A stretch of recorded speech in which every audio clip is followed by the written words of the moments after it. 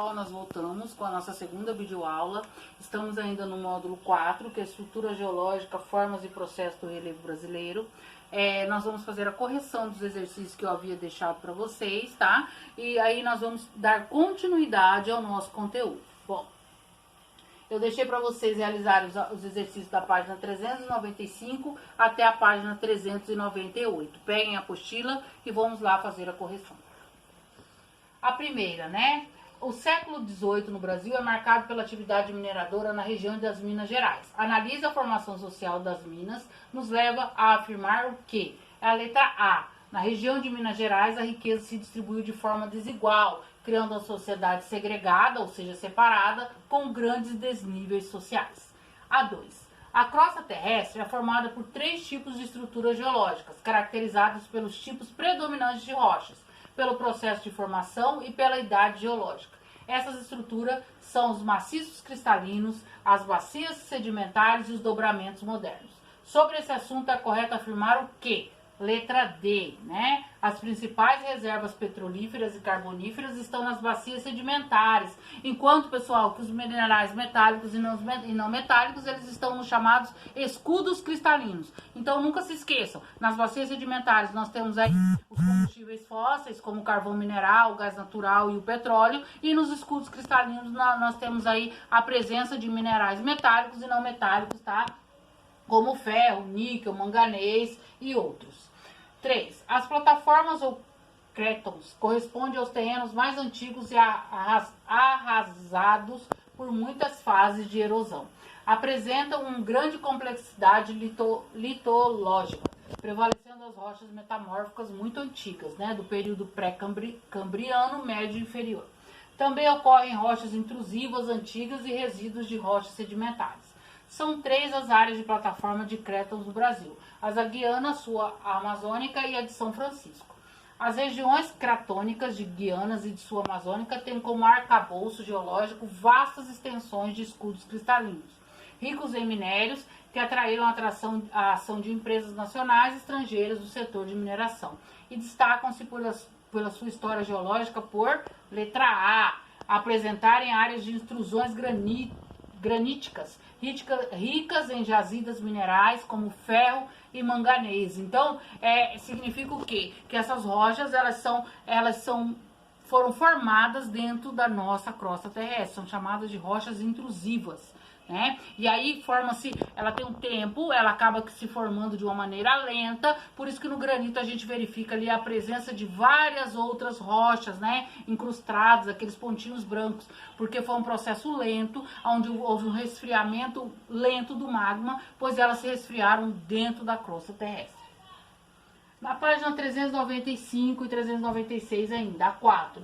A estrutura geológica do Brasil é composta por escudos cristalinos, que são muito antigos, né, de rochas rígidas e resistentes, que originaram em planaltos e algumas depressões, compondo 1/3 do território nacional. Nós temos também as bacias sedimentares, mas na nossa grande maioria aí são formados por escudos cristalinos. 5.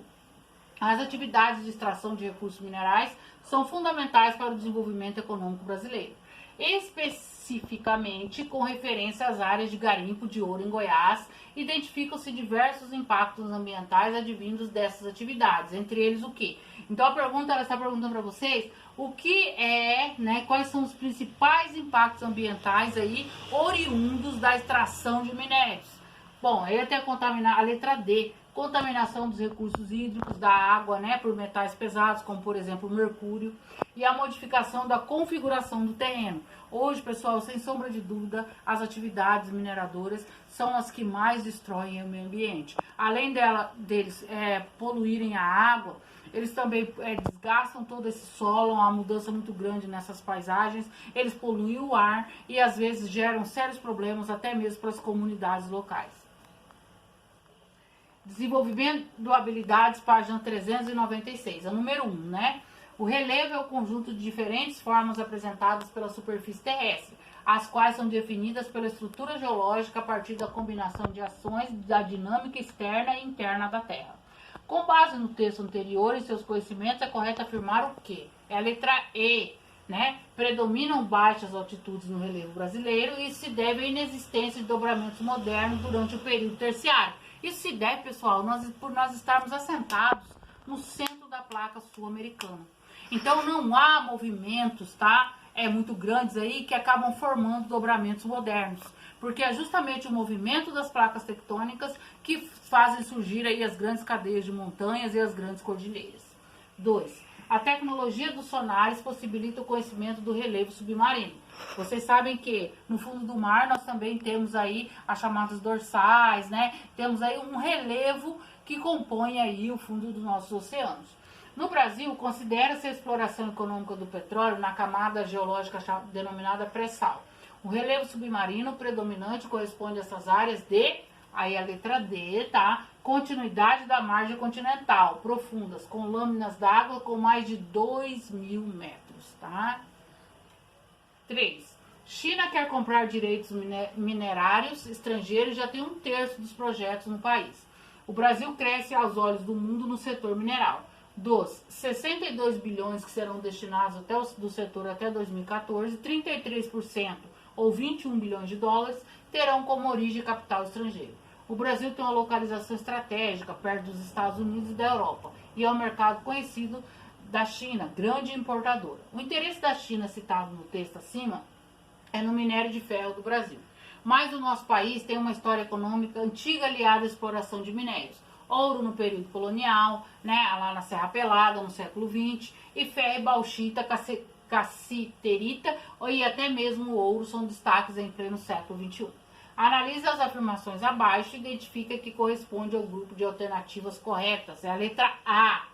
Entre as atividades econômicas do período colonial brasileiro está a mineração, que criou um ciclo econômico e proporcionou um avanço da ocupação sobre o interior do país à procura de novas jazidas, dando origem a cidades como Cuiabá. Pessoal, o ciclo do ouro ele foi de fundamental importância para o nosso território brasileiro. Ele levou, tá, grande parte da população a ocupar o interior do nosso país. No princípio houve lá o ciclo do pau-brasil, da cana-de-açúcar, que ficou ali restrito ao litoral. Com a pecuária, tá, começamos aí a adentrar o território brasileiro. E quando foi descoberto o ouro ali em Minas Gerais, houve aí uma grande corrida, né, atrás desse minério tão precioso. Isso proporcionou aí a efetiva ocupação, principalmente ali de parte da região sudeste do nosso país. Não é nossa terra, a terra do índio. Isso que a gente quer mostrar para o Brasil. Gostamos muito do Brasil, amamos o Brasil, valorizamos as coisas do Brasil, porque o adubo do Brasil são os corpos dos nossos antepassados. E todo o patrimônio ecológico que existe por aqui foi protegido pelos povos indígenas. Quando Cabral chegou, a gente recebeu com sinceridade, com verdade, e o pessoal achou que a gente era inocente demais e aí fomos traídos. Aquilo que era nosso, que a gente queria repartir, passou a ser objeto de ambição. Do ponto de vista do colonizador, era tomar para dominar a terra, dominar nossa cultura, anulando a gente como civilização. Objeto de ambição, eis uma expressão que cabe perfeitamente quando nos referimos ao subsolo brasileiro. Explica a afirmação dentre outras causas. A letra A extensa área de terrenos pré-cambrianos ricos em minério. Então, foi aqui que começou, né, o ciclo do ouro, onde nós tínhamos ali essa grande presença aí de minérios que foram formados aí lá no período pré-cambriano. 5. Tratando-se da estrutura geológica do Brasil, é verdadeira afirmação. Letra C. Recursos naturais como petróleo, gás natural e carvão mineral ocorrem nas bacias sedimentares. Eu já havia dito para vocês isso, né? Escudos cristalinos, presença de minerais metálicos e não metálicos. Bacias sedimentares, nós temos aí os chamados combustíveis fósseis. Aqui nós temos uma foto, né, que ilustra as formas de relevo brasileiro, que são as chapadas.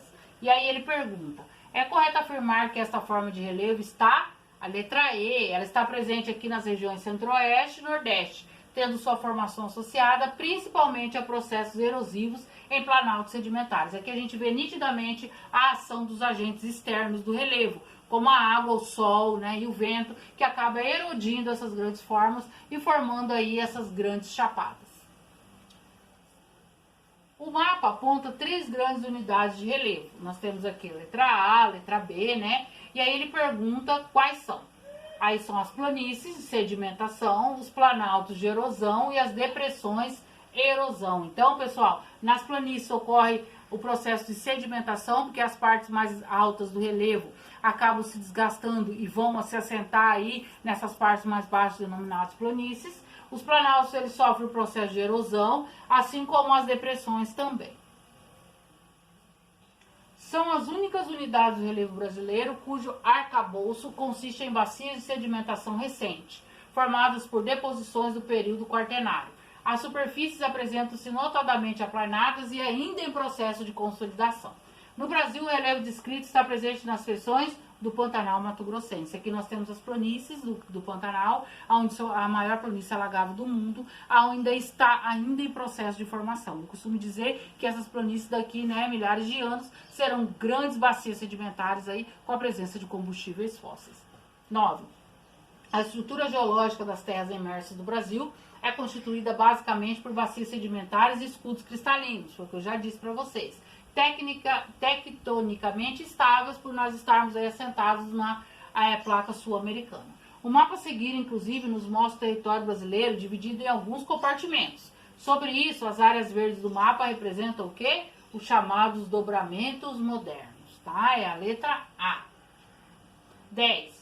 Os processos tectônicos condicionam a formação das estruturas geológicas na superfície do nosso planeta. E as formas externas atuando sobre essas ao longo do tempo geológico modelam o relevo, estabelecendo, portanto, uma relação entre estrutura e forma. Marca alternativa que apresenta uma correlação verdadeira entre as estruturas geológicas destacadas e as unidades de relevo existentes no Nordeste brasileiro. Então, nós temos ali, né, o sedimentar, seria o quê? Uma estrutura geológica sedimentar, onde ela agrega ali sedimentos, e aonde eles estão? Nos planaltos e chapadas da bacia do Parnaíba. Bom, pessoal, eu vou deixar para vocês estarem realizando para a próxima aula os exercícios da parte 399, 400 e 401.